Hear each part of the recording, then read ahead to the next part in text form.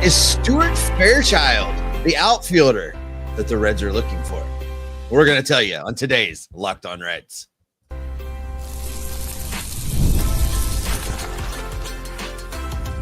You are Locked On Reds, your daily Cincinnati Reds podcast, part of the Locked On Podcast Network, your team every day.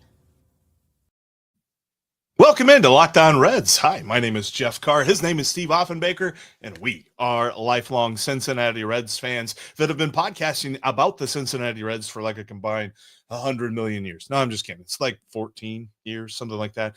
Been talking about these Reds a lot and happy to talk Reds with you. Want to wish you a happy belated Thanksgiving. Hope you're having a great Thanksgiving weekend. Maybe you got some deals and Black Friday. If you didn't go down to the Reds team shop, they got a Saturday sale going on there too. Might talk about that a little bit later on in today's show, though. We are live, and we appreciate you joining us in. So later on, we are going to do some questions and comments from you. Let's talk about this offseason and where the Reds are, where the Reds are going. We're also going to look at the rumors about a former Red, really not that long ago, that wants to catch. What's that mean for the Reds' backup catcher position? We'll discuss that later.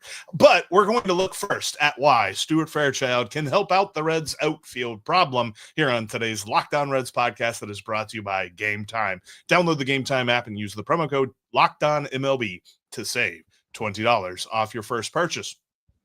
All right, Steve, we talked a little bit about this on the overrated, underrated episode about Stuart Fairchild and just what is going on with this man, because there's part of his game that really helps out the Reds and there's part of it that really hurts the Reds, but that doesn't necessarily mean time to get rid of Stu. It doesn't. And begrudgingly, I'm going to say that there is a lane where he's a valuable piece to the outfield in 2025. And it really just depends on what the Reds do with that outfield.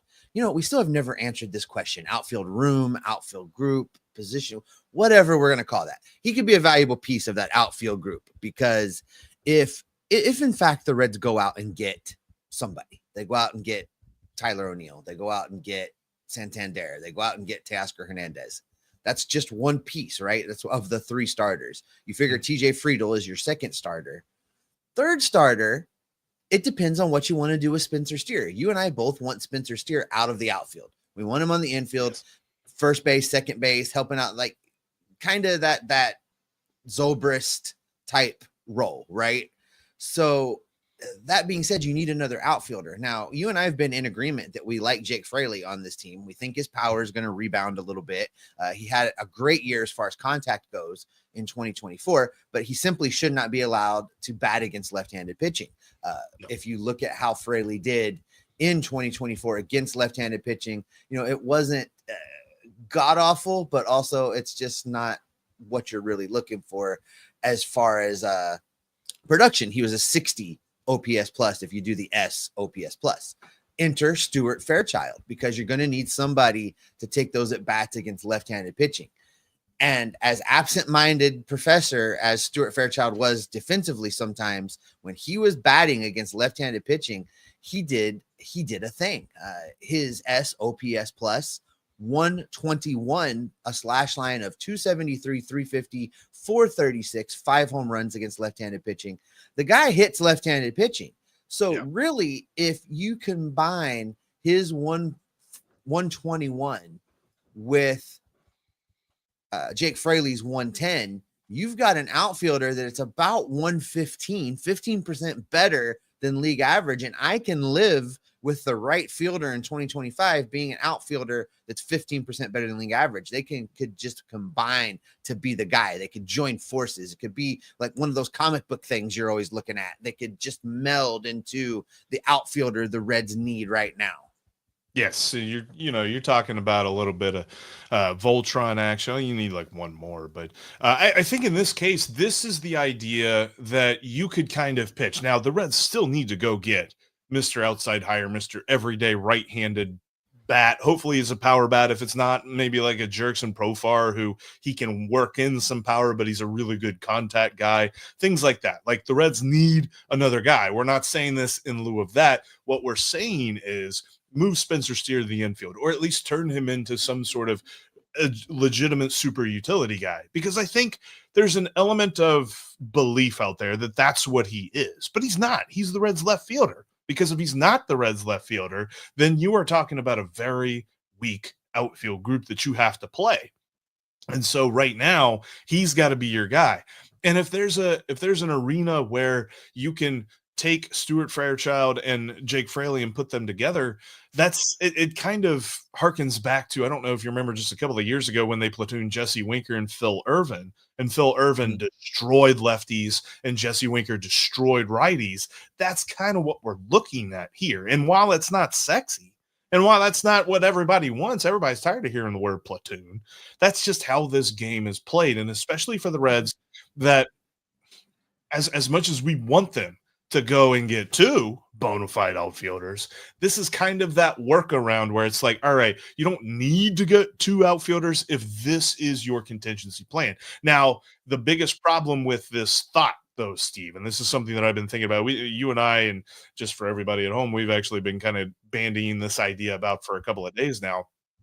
But the problem with our plan here is Stuart Fairchild's current injury, the thumb issue that he has. Was it a dislocated thumb, like a subluxation or something like that? Yeah, it was a really wonky thumb injury that just is going to take time to heal. So we're going to need to make sure that he's healthy before we're saying this is the plan, because there really isn't another guy. There's not another right-handed outfielder that the Reds have on the roster that could step into the Stuart Fairchild role. So the biggest issue with our plan is that if one half of Fairchild or Fraley get hurt, there really isn't another way to go about this, because if Fraley gets hurt, then you have to go with Will Benson, and that, I believe, is a downgrade. And if Stuart Fairchild gets hurt, I don't know who you'd replace. So in this scenario, though, I still foresee Spencer Steer getting some outfield reps also, Jeff. If somebody gets hurt, Spencer Steer is the next, he moves back to the outfield. If somebody needs a day off, Spencer Steer covers in the outfield. He, as part of that super utility role, right? So then if you have two guys down, you would have to face the possibility of Will Benson or Blake Dunn or whatever else you call up from AAA. Callahan, help me. Oh yeah, Tyler Callahan. Yeah. Tyler Callahan, right? So you've got those. Yeah. You've got those guys kind of waiting in the wings. But one injury does not panic button make, because you've still got Spencer Steer. So I don't mind this. Now, all that being said, Jeff, I mean, I'm still team. Let's go sign two outfielders. If you can go out and get two in a perfect bona world, fides, then cool. Because I'm not opposed to this team having six outfielders on the roster either, given what the bench is going to look like. And if Jake Fraley becomes your, fourth or fifth outfielder, and Stuart Fairchild's the fifth or sixth outfielder, and then you're in a position where you're absolutely ensuring that Stuart Fairchild only sees left-handed pitching and Jake Fraley only sees right-handed pitching, whether it's in the outfield or as the DH. That's kind of a win. That's right. If you're running, you could use both of those guys as DHs depending on who's starting, and still have a guy that's hitting 15 to 20% better than league average. So it's I'm okay with them both being on the roster, even if the Reds do go sign the two outside hires like we want them to do. And to add on to your point about that, we're not just pulling this out of, nowhere and just saying, yes, of course you would like one, but two's better, three's better, four's better. Let's get a whole new outfield. We're not going down that sarcastic route. What we mean by two outfielders is this: like last year, the Reds left field position. And I really feel like that's kind of a thing that we're missing here, is that the SOPS plus, we keep using this stat, this is comparing the position of the Reds of left field to the league average left fielder. They had a 79 SOPS plus in left field. They had a 91 SOPS plus in right field. So they were below league average at both corners. Didn't matter. Like, you need to fix this. This isn't something you can just roll into next season with. And kind of like Josh's question here, so they have no depth is what you're saying. I understand pitching wins, but they have flat ignored the outfield. And that is absolutely correct. Josh is 100% is hitting the nail on the head right here, because we've been saying this for a couple of years now. I think you can even go back to 2021 and say, well, yes, they got Nick Castellanos and they had Jesse Winker, but what all this other stuff, where was the center field help? And there's just so much about what the Reds have done in the outfield for years that it feels as though they go 2/3 of the way. And they're just like, yeah, that third guy's going to figure itself out. Well, it hasn't. Let's go figure it out for him. All right, Jeff. What I know is that this is not the perfect solution, but I think maybe we have talked ourselves in it to being part of a solution. Time's going to tell. The Reds have to go sign some guys. They better go sign some guys. We need them to go sign some guys. And speaking of going and signing some guys, they still have not signed a backup catcher, but one former Red has thrown his hat into the ring. We'll tell you about the possibility of Viva la France returning behind the dish coming up next.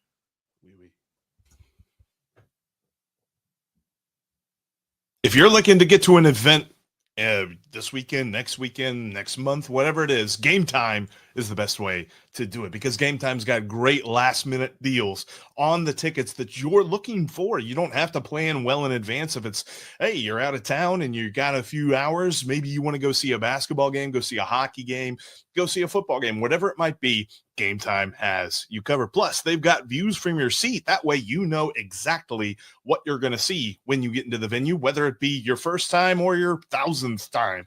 I mean, Steve and I always go to Reds games using Gametime. It's the best way to get last-minute deals.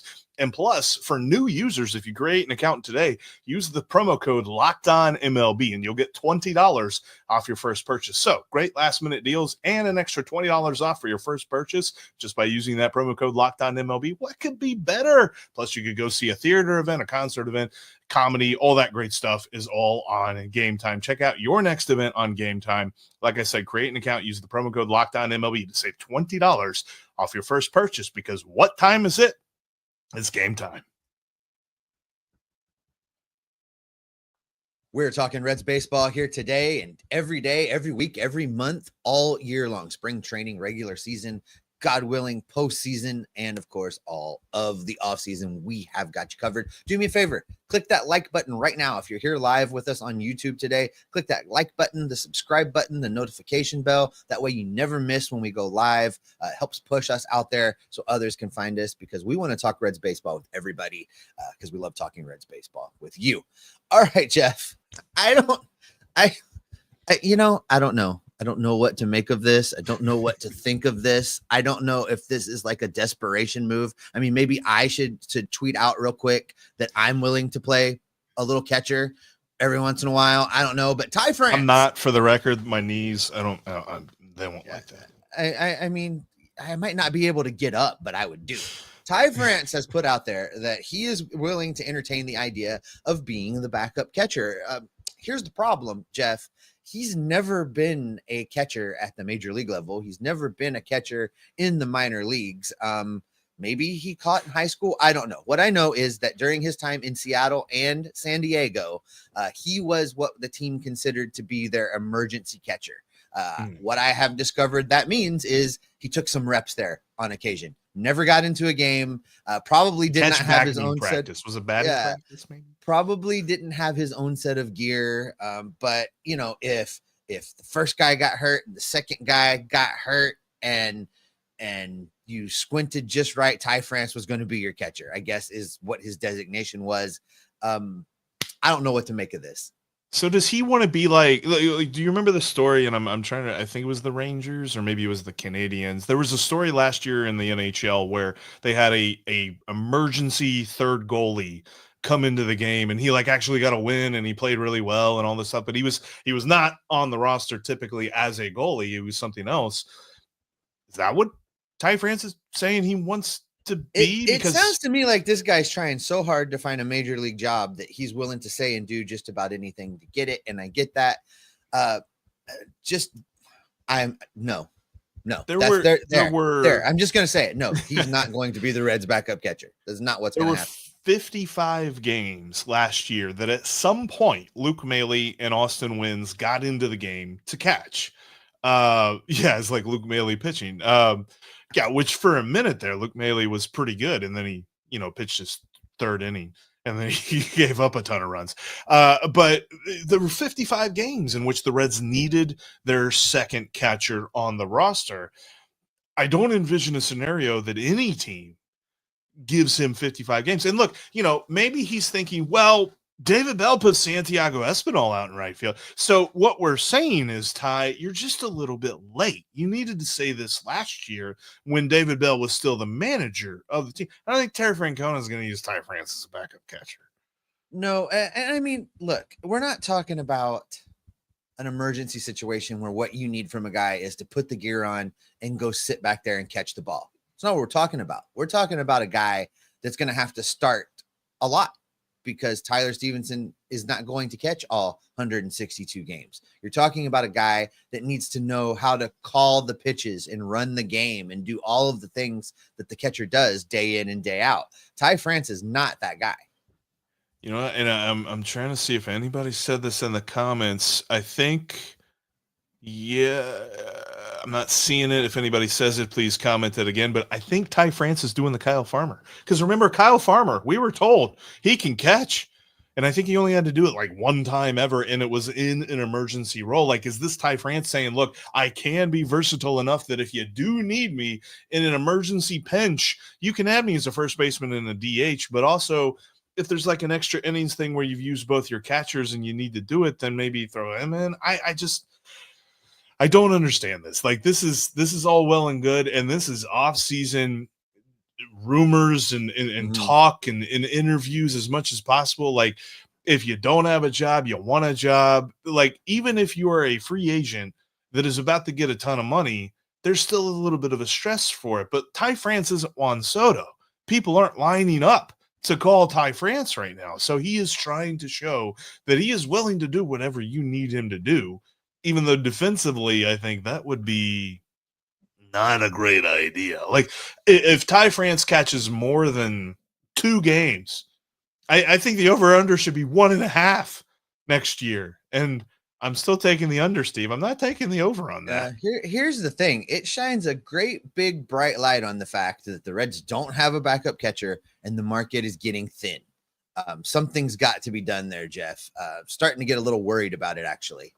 Well, and let's even expand that for a moment. Like, what does this say about the market for catcher? Mm-hmm. What does this say about the position? Doesn't exist.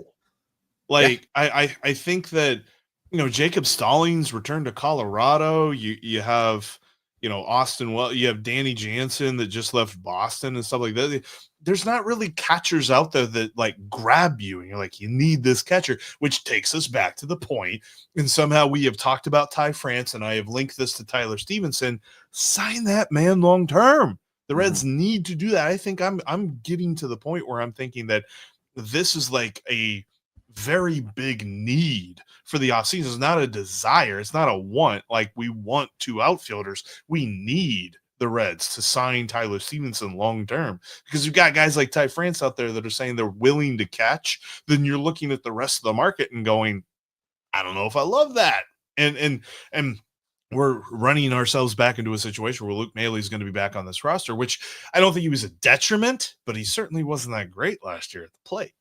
Or they think they already have their backup catcher on the roster, and that's a little bit concerning too, because I don't know. I know he was a doubles machine. Jeffrey, he's not here. He's a free agent. I thought they re-signed him. Did they not re-sign him? Oh, did I miss that? I might have missed that. Guys, am I making up in my head that because he accepted free agency rather than an assignment to AAA? I don't know if they brought him back. I really thought Austin Wynns was still around. I'm looking. Sorry about that. Anyway, but at any rate, we'll figure it out. There's definitely a need though for backup catcher, and the Reds have not yet filled that need. There's a couple of guys out there, but I don't know, like the Yasmani Grandals of the world are kind of 6-1, half dozen the other with Luke Maile. Like, I kind of almost would like Luke Maile to come back just because he knows the staff, if that's what we're looking at here. Right. And Grandal would cost more than Luke Maile. So we'll be interested to see how the Reds fill their backup catcher role. But I know this. It's time for questions and comments, our favorite part of the live shows here on a wonderful Black Friday. That is coming up next. Get ready to tackle NFL action with FanDuel, America's #1 sportsbook, because right now new customers can bet $5 and get $150 back in bonus bets if you win. The FanDuel Sportsbook app gives you everything you need to place live bets on the NFL all in one place. So when you get a hunch in the middle of a game, you can check out the latest stats, view live play-by-play, and so much more on the same page where you place your bets. Just visit FanDuel.com to join today. And while you're there, check out next year's World Series odds. Those Reds, 60-1 odds might be worth putting a few bucks on them to win it all in 2025. Just saying, might be a good time to get on that. You'll get started with $150 in bonus bets backs if your first bet of $5 wins. That's FanDuel.com. Never waste a hunch and make every moment more with FanDuel, an official sportsbook partner of the NFL. If you ever can't watch us on YouTube, make sure you check us out on your favorite audio podcasting app. We're literally on all of them. Make sure you subscribe today. And thanks for joining us here on this live show. We try to do live shows periodically throughout the off season, whether it be Friday or Monday or anything like that. I know in the past we had Aloha Fridays, but quite frankly, we're just kind of doing lives as they come. Or if there's an emergency news or something like that. It's just been kind of fun to drop in. This has been kind of fun just whenever we can. It's been great because we love talking Reds baseball with you. And by the way, why Steve is lining up a few of the questions in the comments from the comment section. Appreciate everybody for jumping in on that. Make sure if you've got some thoughts, let us know. Go check out. And if you don't have time on Friday, hit it up on Saturday down at the Reds team shop at Great American Ballpark. They've got an amazing sale going on from 10 a.m. to noon on Saturday. They will have 50% off everything in the store. If you're watching this on YouTube right now and you're not listening to the audio podcast after the fact, I am wearing a hat that I got from the team store, a hoodie that I got from the team store, and I got a shirt underneath that's an LE shirt. All of it just extremely discounted. I'm pretty sure I saw this hoodie on like a fashion model, like Fashion Week or something like that over in Milan. I think this hat, I definitely know I saw this on Jeff. No, I'm just kidding. But no, it's a really deeply discounted stuff. I will, a pro tip though, don't go expecting amazing deals on jerseys. I saw they kind of marked those up a little bit, but everything else is fantastic deals. And that's an unpaid ad from Jeff, by the way, just because he loves Reds gear so much. And you ran into a bunch of fans down there. Yeah, appreciated getting to meet some folks, and that was a lot of fun. Talked to some folks about Reds Fest, and just in case you are not aware of this as well, I went to Comic-Con back in October at Sharonville Convention Center. Talked to them a little bit about what they're thinking for next year. Duke is not going to be done. The Duke Energy Convention Center is not going to be complete next year, so we're looking at another year where either the Reds have to get creative or we may just not have Reds Fest for a second straight year. The earliest that anybody will be in Duke will be 2026. So just a kind of a heads up on that. But they were talking about, one of the big reasons they're doing this sale is because there's no Reds Fest. And there's a lot of folks like myself, and I know Steve gets a lot of stuff at Reds Fest as well. Like I kind of depend on Reds Fest to give me some deals. So love the deals. I need the jersey grab bags, baby. Bring back the jersey grab bags. That's what I'm. I was looking for a Mike Ford jersey grab bag this year, and we're not going to get one. No, anytime there's grab bags where I know the jersey's going to fit me, I'm a happy guy. So Ian Jabot, Mike Ford, those guys. All right, listen, let's stick in the catcher lane for just a minute, Jeff, because looked it up. You're correct. Austin Wynns granted free agency on November 2nd, and I do not see him appearing in the transaction log again. So he's still available. He's available, Jeff. Nick Cross probably got him on speed dial, right? Doubles machine. Give him a call in February. I think it's probably what he's thinking. That's our spring training invite. I could totally see that. John Huss talks about Elias Diaz, and we talked about this a little bit, right? As I do like Elias Diaz being a viable option. I could see that. And I think though where you and I landed was if Diaz is the guy, probably they bring back Luke Maile. For another year. It's tough because lower cost. There's a lot of guys like Diaz is the perfect example of he is a better hitter than he is a defender. And I think the Reds' philosophy, at least when it comes to the backup catcher, is give me a glove. And if their bat catches fire, that's fine. but I do want a glove. And that is kind of a point against Luke Maile as well, because Luke Maile did not have a good year behind the plate either last year. At the plate, behind the plate, wasn't a great year for Luke Maile. I don't know if they think he's going to bounce back or not. And yeah, kind of like what John says, he just completely fell apart as a hitter for a long time. At least through like May through like July, I was like, dude, he's an infield pop-up machine. He comes in just expect an infield fly. This is a good question from Carrie. Have we heard anything about the Reds pushing Ellie to give up switch hitting? I've not heard that. I have not heard that. If you look at Ellie's numbers just from last year and split him up, he had a S OPS plus, so we're going to split his OPS plus. Batting against left-handed pitching, he hit 87. He had an 87 for an OPS plus, so 13% below league average. Batting from the right side of the dish, that's good enough, Jeff, in my mind, to try it another year. 13% below league average. There's room for him to grow there. I'm okay with him continuing to switch it around and see what he does in 2025. And what if I told you that is a marked, I mean, huge improvement from where he was on the left hand or against lefties in 2023.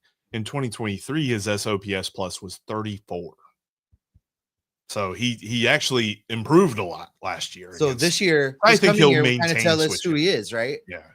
Yeah, he'll maintain. I mean, think about how Tucker Barnhart was switch hitting. It still took him like 5-6 years before he finally gave it up and batted left-handed totally. I think that Ellie will continue to try to bat switch hitting, especially under Terry Francona, at least for this season. I would almost expect that that's not going to be a conversation they ever have, is, just going to one side. Ronnie Snyder checking in saying, it's good to see me and you coming around on Stu. He's a great bench piece. The kid is an athlete, arguably the second best on the team. Oh, easy there. Easy. Well, athletic. I don't know if easy. No. I mean, Ellie's the best athlete on the team. We can start there. Who else second best athlete on the team? I think Matt McLean's got an argument. Mm-hmm. Matt McLean could have an argument. Jake Fraley's up there. No, LV could have the argument. No, Elvi Marte, definitely a very good athlete. An athlete. That's why I still think he's gonna bounce back. I don't know. And again, we're reluctantly seeing Stuart Fairchild. He's got a point because I would rather the Reds sign a guy, but Stu could be the man. Stu could be the man.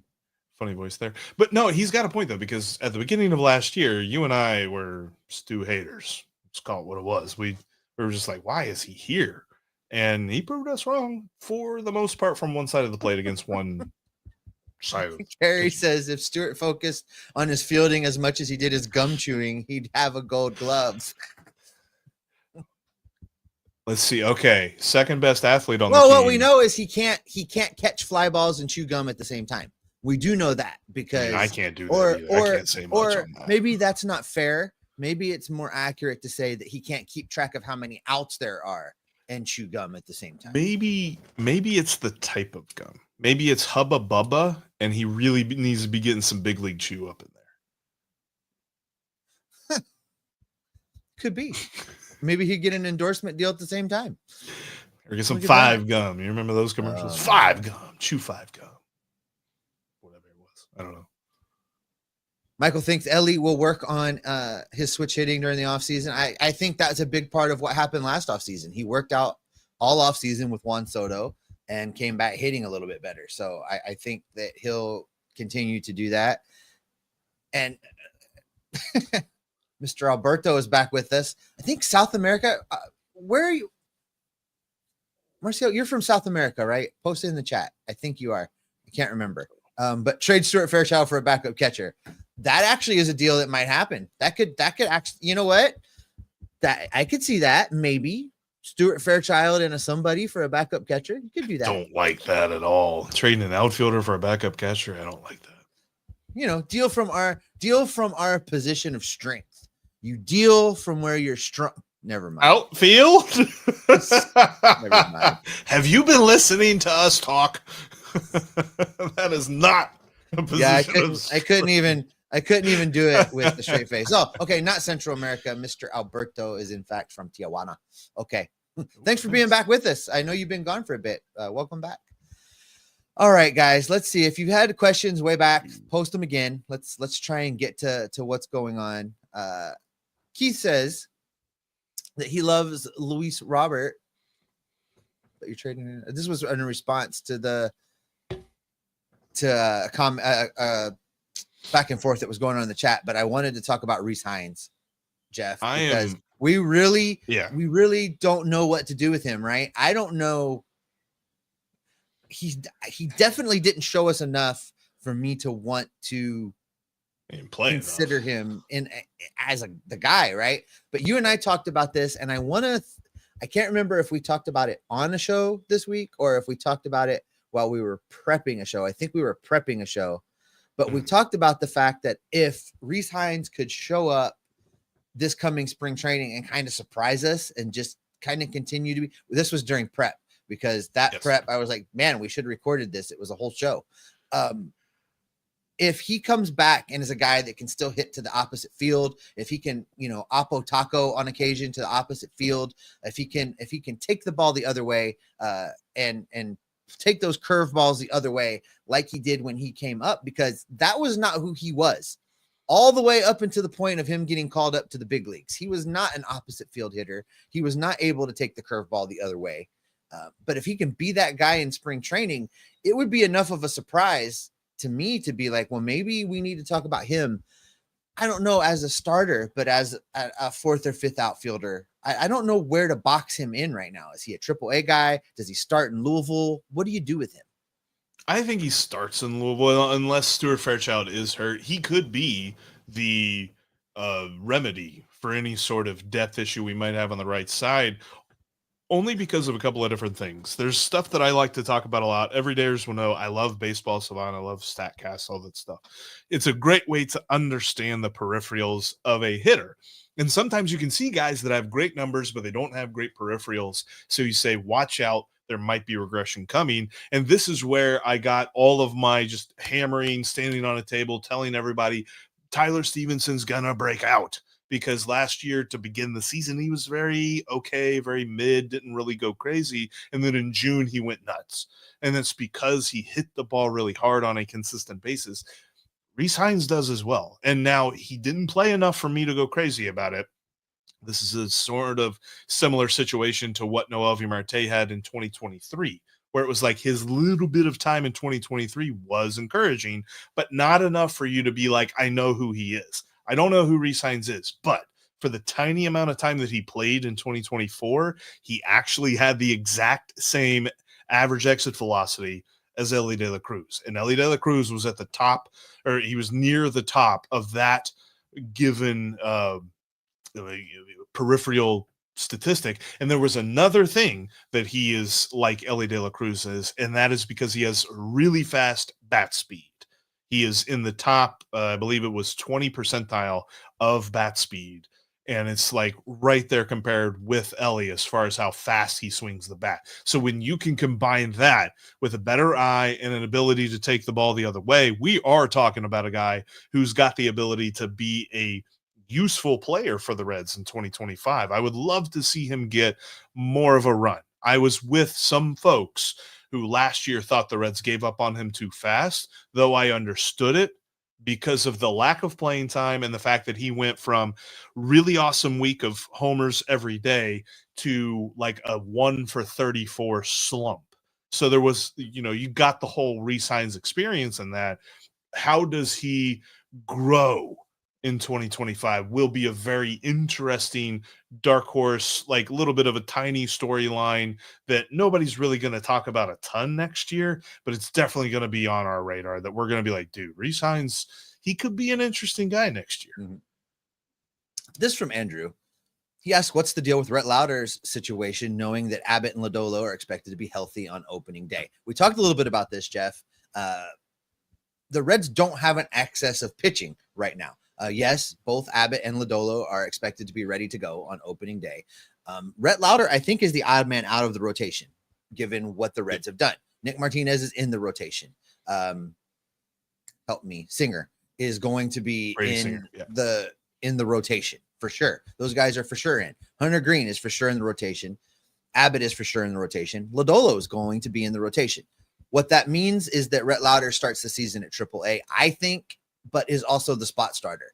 If Derek Johnson is smart, he's going to develop a plan from opening day where every third, fourth, fifth turn, he's going to let guys miss a turn, and he'll bring Rhett Lauder up to do that. If somebody's got a tweak of an injury, Rhett Lauder is your guy that comes up to cover that. So he's going to get a lot of miles going back and forth between Louisville and Cincinnati in 2025.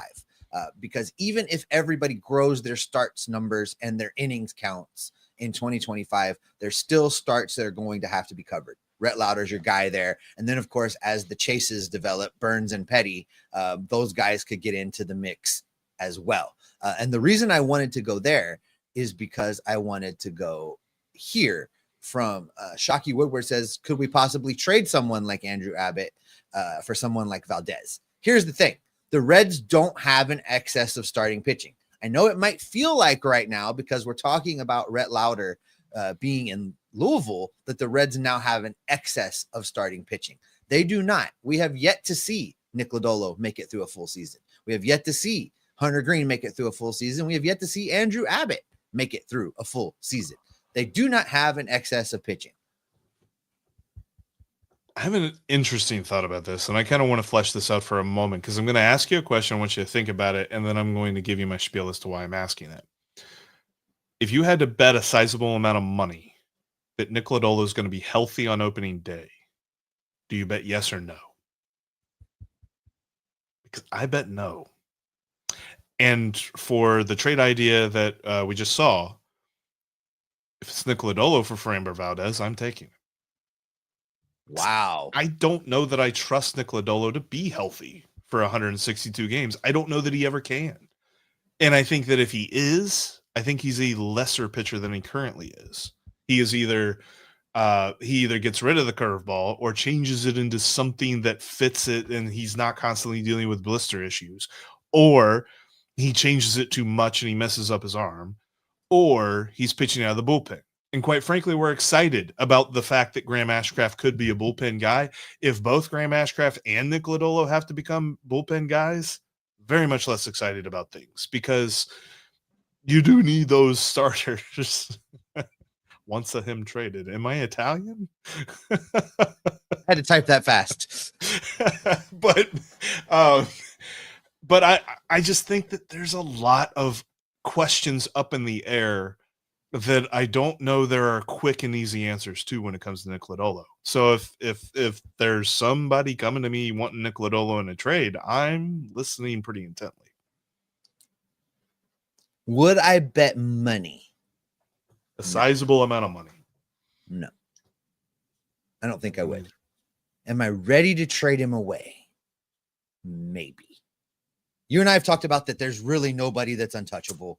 There's always a deal that's going to get you somebody. I mean, the Reds shouldn't consider Ellie De La Cruz as untouchable, but the trade package to get him should include, $500 billion and part ownership in whatever team that gets him. I mean, you put a new stadium on the moon if you want. Yeah. There's a deal to be done there.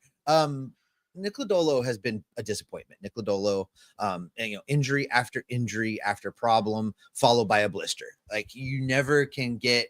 Every time you think just maybe he's going to be a guy, something happens. So until he can deliver a season that doesn't have multiple injuries, multiple stints on the IL, then the answer is there for you. The answer is no. He can't be available for 162. He hasn't been available for 162. And if you were going to trade one of the guys in the starting rotation right now,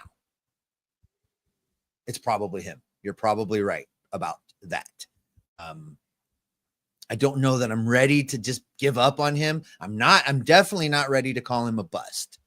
But his durability issues could land him in the bullpen sooner or later. And that in of itself, I think, is a failure, Jeff. If we reach a point where they have to put Nick Lodolo, as good as his stuff is, they have to put him in the bullpen because he just can't hold up to the rigors of pitching 6-7 innings every fifth day, then that's a failure as well. This is a real interesting question that I don't think has a wrong answer. I think if you say you absolutely can't trade Nick Lodolo, he has too much talent, that's true. But if you say what you and I just said, which is he's been inconsistent, you can't rely on him, he's not been durable, and if you get a really good offer, a really good deal that betters the team, you should take it. That's true also. So I don't think there's a wrong answer in that scenario of trading Nick Lodolo. Right. And I'm not saying like the Reds should be shopping him, but if somebody comes up to them and offers them a really good deal, then yeah. And the whole thing with this, it's just that, like, I recognize Nick Lodolo's upside. Nick Lodolo could be the ace of this staff, but the range of outcomes that come with Nick Lodolo that are surrounding him based on the injury history, and if he wants to mitigate the injury history, what does that mean for his mechanics, and what does that mean for his stuff? Like, does that change dramatically? There are so many questions that surround him that don't surround Hunter Green, they don't surround Andrew Abbott, they don't surround the rest of the guys in the major league rotation right now, that I am kind of worried about what the answer ends up being with Nick Lodolo. Do we talk about him in the years gone by of like, man, dude, he could have been something? And if that's the case, what do you do otherwise? I mean, Chase Petty and Chase Burns look like the guys who could take over for him, but Rhett Lauder might be on this opening day rotation because Nick Lodolo's hurt on opening day. And so that's kind of where I circle this back to and say, don't feel like Rhett Lauder is blocked. He's not blocked. Rhett Lauder is going to get plenty of innings this year, and they could be on opening day, because if we've learned anything from the last couple of years, don't expect everybody in the starting rotation to be healthy on opening day. It's just it's a very lucky thing to happen. This from Dustin. Candelario and Abbott or Lodolo for Rooker from the artist formerly known as Oakland. The Reds on loan a bad contract and give the A's something worthwhile, team control. Here's the thing. I think the Abbott or Lodolo, that's probably what the A's would be asking for, that type of a return now for your guy. I know you've already got shirts printed that are Cincinnati Reds jerseys with Brett Rooker, but to me that feels like an overpay, but that's probably the asking price. Both things I think are true. What do you think? I honestly think the A's say no in that, because I think Candelario negates some of the value you're getting from Abbott or Lodolo. If it's a situation, I don't know that I say no outright. Andrew Abbott for Yordan Alvarez, or Andrew Abbott. I'm not trading Abbott. I'm a hard no on Abbott. I would consider Lodolo because of the things we just said. But also the thing that I keep like tempering my expectations and tempering my enthusiasm on Brent Rooker about is that I don't love his defense. And if you get him, he's more likely a better DH option than he is an outfielder. But in Great American's, outfield, you don't really have to be that good of a defender. I don't know. I think if you're trading away Candelario, it's for a player to be named later or cash, or it's literally just to get rid of his contract. I don't know that he helps you in any deal that you would put him in, because he is a bounce back guy. And there's not a lot of teams out there that are trading legitimate prospects or legitimate major leaguers for somebody who is a bounce back candidate, because then you are trading on hope. And I don't think people trade on hope as much as we think they do. All right, let's get two more things in here, Jeff. One's not been in the chat, but I want to talk about it because I'm just pissed off all over again with the Los Angeles freaking Dodgers deferring money. I've been trying to decide how angry I am about this. Here's how angry I am about this, Jeff. It is completely ruining free agency at the big league level. I think the Dodgers keep this stuff up, it's going to break baseball enough that we're going to get the 1 year work stoppage when the CBA is over, and maybe finally baseball gets fixed. That's the only thing I keep coming back to that's helping me just even tolerate this a little bit. It is just mind-boggling to me that the Dodgers continue to dish out these contracts and defer it all down the road. The Dodgers are going to go bankrupt in a decade if something doesn't change, because all of this money is going to come due, and I don't see how they're going to pay all of it and still field a major league team that's competitive. I can't see how it's all going to work. unless they come back to Shohei Ohtani at the end of all this and are like, we owe you X amount of dollars and we want to pay some of that down with ownership in the team. That's the only scenario that I can see where they don't bankrupt this team when all of that money comes due. They're deferring 90% plus of Shohei Ohtani's contract. That is a lot of money they're kicking down the road. And I think I'm kind of rooting for the Dodgers to sign Juan Soto for this reason, because I think the Dodgers are accelerating that idea that there are some teams out there that are probably reticent to agree to maybe trying to push for a salary cap because they know there's going to be such a fervent battle over it. And they're probably getting pushed a little bit more toward agreeing to that fight based on the fact that the Dodgers are literally going to sign everybody possible. I mean, that was the thing with Roki Sasaki, is that whenever he was posted, or whenever it was announced that he was going to be posted in January, everybody immediately thought, well, he's going to the Dodgers. And then people were just like, but he's too young to get like a ton of money, and his team isn't going to get a ton of money. So money's not a factor here. And then people were like, well, yeah, but money's going to be a factor in a couple of years, and then the Dodgers will get him anyway. The Dodgers have become where the Yankees were in the mid 2000s, where it was like, yeah, they're going to become a Los Angeles Dodger at some point in their career. I mean, that is immediately what we keep talking about when we're like, unless Ellie De La Cruz signs some sort of surprising long-term contract with the Reds, that's where he's going to be playing in 5 years. All right, Jeff, I know we got to get out of here. This is where we'll end. This from Sarah. Did I imagine, or didn't we re-sign Tucker Barnhart? Why can't he be used as the backup catcher? He was also in my mind when I said maybe the Reds think they have their backup catcher already. I don't think that's a viable option. I think Tucker's best days are behind him, and he was an insurance policy last year.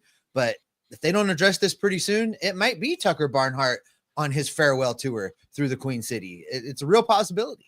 He did the same thing that Austin Wynns did. He elected free agency. Yeah, but I think nobody's going to be beating his door down. Well, no. I mean, the same thing. There's a chance that Austin Wynns gets signed as a backup catcher because he's younger than Tucker, and there might be a little bit of upside there.